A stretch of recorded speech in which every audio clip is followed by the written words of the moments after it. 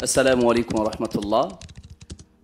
আলহামদুলিল্লাহ, আজকের আসুন্নাহ ফাউন্ডেশন কর্তৃক আয়োজিত আজকের এই স্বেচ্ছাসেবক প্রোগ্রামে আমরা উপস্থিত হতে পেরেছি। আলহামদুলিল্লাহ, সম্মানিত উপস্থিতি, আলহামদুলিল্লাহ আমরা মাহমুদুর রহমান সোহাগ ভাই রকমারির ভাইয়ের যে প্রশ্নের আলোকে আমি যা বুঝলাম যে আসলে আমি যে কথাগুলো বলতে চেয়েছিলাম ভাই যেন অনেকগুলো কথাই বলে দিয়েছেন।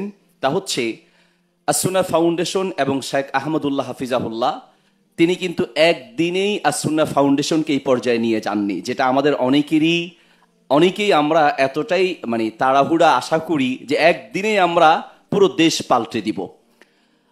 শেখ আহমদুল্লাহ হাফিজাহুল্লাহর সাথে আমার পরিচয় হচ্ছে তিনি যখন সৌদিতে ছিলেন তখন থেকে। বাংলাদেশের মানুষ তেমন তো ওনাকে চিনত না বললেই বলা যায়, যে তেমন একটা তিনি পরিচিত ছিলেন না। দেশে এসে তিনি কি করবেন এই বিষয় নিয়ে অনেক পরামর্শ হয়েছিল। আসুন্নাহ ফাউন্ডেশন এইরকম ফাউন্ডেশন আকারে দাঁড়ানোর আগ থেকেই কিন্তু তিনি মানবিক কাজগুলো করে যেতেন এবং খুব আন্তরিকতার সাথে করতেন। আমি আপনাদেরকে বলবো, আমরা যারা মানবিক কাজ করতে চাই বা এই মানবতার সেবায় নিজেকে নিয়োজিত রাখতে চাই, প্রথম যে কথাটা আমি খুব বিশেষ করে বলবো তা হচ্ছে আপনি ইখলাস তৈরি করুন। ইখলাস যদি না থাকে তো আপনি এই কাজে বেশি দূর অগ্রসর হতে পারবেন না। আর আপনার যদি ইখলাস থাকে, ইনশাআল্লাহ তাআলা আজ হোক কাল হোক আল্লাহ তাআলা আপনাকে সফল করবেন। আমি মাঝে মাঝে একটি হাদিস খুব স্মরণ করি এবং স্বেচ্ছাসেবক যে কাউকে পেলেই আমি হাদিসটি শোনানোর চেষ্টা করি।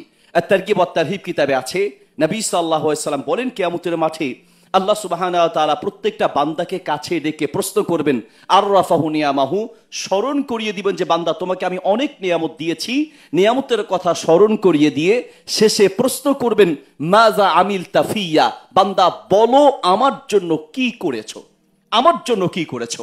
কাজে আমরা আল্লাহর জন্য কি করেছি এই প্রশ্নটা আমাদের রাখা উচিত এবং মনে করা উচিত। আপনার ছোট থেকে ছোট, ক্ষুদ্র থেকে ক্ষুদ্র কাজও আল্লাহ তাআলার কাছে নাজাতের উসিলা হয়ে যেতে পারে, আবার অনেকের বিশাল কাজও আল্লাহর কাছে কবুল নাও হতে পারে। আপনারা জানেন, আত-তারগিব ওয়াত-তারহিব কিতাবে আছে, মুসনাদে আহমদ হাদিসটি রয়েছে, নবী সাল্লাল্লাহু আলাইহি ওয়াসাল্লাম বলেছেন, দাখালা রাজুলুল জান্নাতা ফি গুসনি শাজারাতিন, একটা লোক জান্নাতে গিয়েছে শুধুমাত্র একটা গাছের ডালের কারণে। একটা গাছের ডালের কারণে একটা লোক জান্নাতের মেহমান। সুবহানাল্লাহ। কিভাবে? একটা গাছ পড়ে রাস্তা আটকে গিয়েছে, এই লোকটা বাড়িতে গিয়ে কুড়াল নিয়ে এসে সেই গাছটা কেটে টুকরো টুকরো করে রাস্তা পরিষ্কার করে দিয়েছে। এই একটা কাজ আল্লাহর কাছে এত পছন্দ হয়েছে, এই একটা কাজের কারণে আল্লাহ তাকে নাজাত দিয়েছেন। সুবহানাল্লাহ। আর এছাড়াও আপনার বুখারীর হাদিস জানেন, মিশকাতে আছে, গুফিরা লি ইমরাতিন মুমিসাতিন, এক দেহ ব্যবসায়ী মহিলা, সে নাজাত পেয়েছে শুধুমাত্র একটা কুকুরকে পানি পান করাতে গিয়ে। আল্লামা শেখ সাদি রাহিমাহুল্লাহর ব্যাপারে বর্ণিত আছে, এটা একটা ইতিহাস, আল খবরু ইয়াহতামিলু সিদকা ওয়াল কিযবা, ইতিহাসের ব্যাপার উসুল হচ্ছে এটা সত্য হতে পারে মিথ্যাও হতে পারে।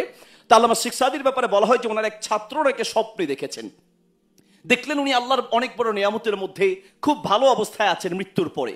জিজ্ঞেস করা হলো যে আপনি সবচেয়ে বেশি নাজাত পেয়েছেন বা আল্লাহর কাছ থেকে সম্মানিত হয়েছেন কোন আমলের কারণে? আল্লামা শেখ সাদি রাহিমাহুল্লাহ বললেন যে আমি আমার অনেক বড় বড় আমল করেছি, আমি মনে করেছিলাম যে আমি সেগুলো থেকেই নাজাত পাবো, কিন্তু আমি এমন একটা আমলে নাজাত পেয়েছি এবং সবচেয়ে বেশি সম্মানিত হয়েছি যেটা আমি কল্পনা করি নাই। সেটা কি?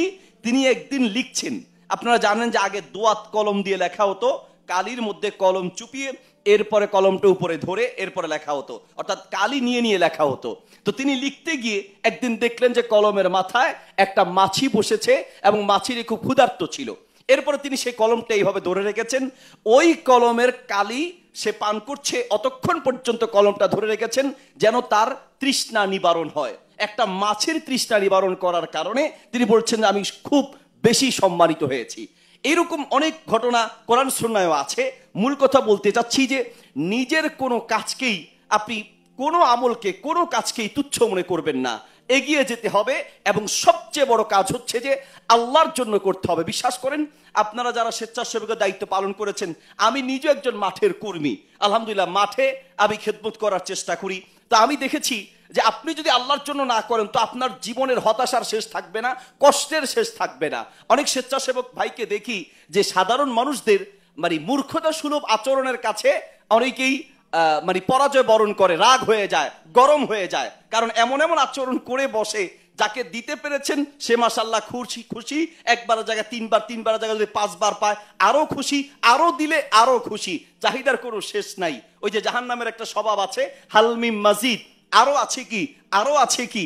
তো এইরকম হয় অনেক ক্ষেত্রে, আমরা দেখেছি যে কোনো কারণে তাকে একবার দিয়েছেন, দ্বিতীয়বার পায় নাই, সে মা বাপ 14 গোষ্ঠী তুলে গালাগালি করে।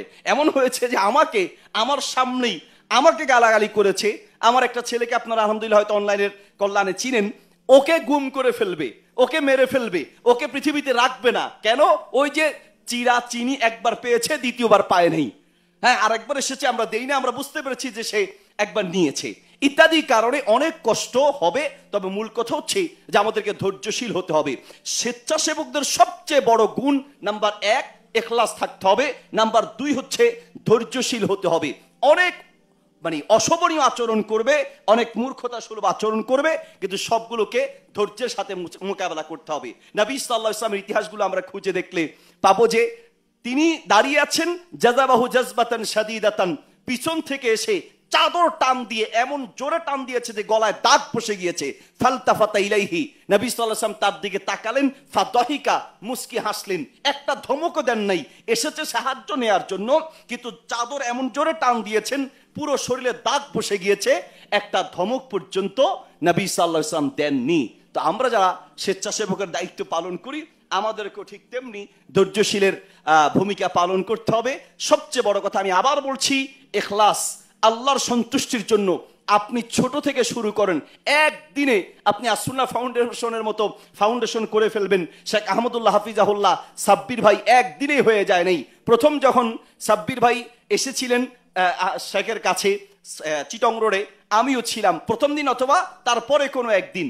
তো তিনি সাব্বির ভাই যে তার মনের কথাগুলো বলছিলেন শেখকে, শেখও সেদিন আলহামদুলিল্লাহ আমি সব পরামর্শ করছিলাম বা আমাকে শোনাচ্ছিলেন যে সাব্বির ভাইয়ের ইখলাস, আন্তরিকতা, পুরো দেশের জন্য কিছু একটা করতে চায়, শেখের ইচ্ছা সাব্বির ভাইয়ের ইচ্ছার সাথে একটা মিশে এই যে একটা বিশাল কাজ আল্লাহ নিচ্ছেন, উম্মার একটা খেদমত হচ্ছে, এটা কিন্তু একদিনে হয় নাই। শেখের ইতিহাস আপনি খুঁজলে দেখবেন যে 15 থেকে 20 বছর আগ থেকেই তিনি এই মানবতার কাজে নিজেকে নিয়োজিত রেখেছেন।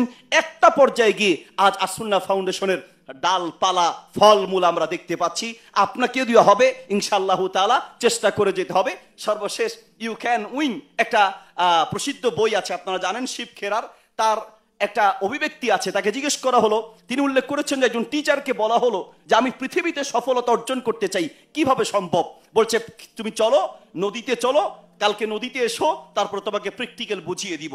নদীর পানিতে গলা পর্যন্ত নেমে তার মাথাটা সেই পানির মধ্যে খুব জোরে চুবিয়ে ধরার চেষ্টা করেছে, সে লাফ দিয়ে কোন রকম অনেক কষ্ট করে উঠে এক দৌড়ে বাড়িতে। পরের দিন গিয়ে তার সাথে দেখা করতে গিয়েছে, বললো স্যার আমি পৃথিবীতে সফলতা কিভাবে অর্জন করা যায় এ বিষয়ে জানতে চেয়েছি, আর আপনি আমাকে পানিতে চুবিয়ে ধরতে চেয়েছেন। তখন স্যার বলল আমি তোমাকে প্র্যাকটিক্যাল বোঝাতে চেয়েছি। শোনো, পানির ভিতরে থাকা অবস্থায় তুমি যেমন সর্বোচ্চ শক্তি দিয়ে নিজের মাথাকে উপরে উঠাতে চেয়েছো, পৃথিবীতে যদি সফলতা অর্জন করতে চাও এর চেয়ে বেশি চেষ্টা তোমাকে করতে হবে। ওয়াল্লাযীনা জাহাদু ফীনা লানাহদিয়ান্নাহুম সুবুলানা, চেষ্টা করলে আল্লাহ সফলতার দ্বার খুলে দিবে। ইখলাস, ধৈর্য এবং ইখলাস, ধৈর্য। নাম্বার 3 হচ্ছে চেষ্টা করতে হবে, অলসতা থেকে ফিরে আসতে হবে। নবী সাল্লাল্লাহু আলাইহি ওয়াসাল্লাম অলসতা থেকে ফিরে আসার জন্য অনেক দোয়া করতেন। আল্লাহুম্মা ইন্নী আউযু বিকা মিনাল হাম্মি ওয়াল হুজনি ওয়া আউযু বিকা মিনাল আজাজি ওয়াল কাসাল। এই কাসাল মানে কি?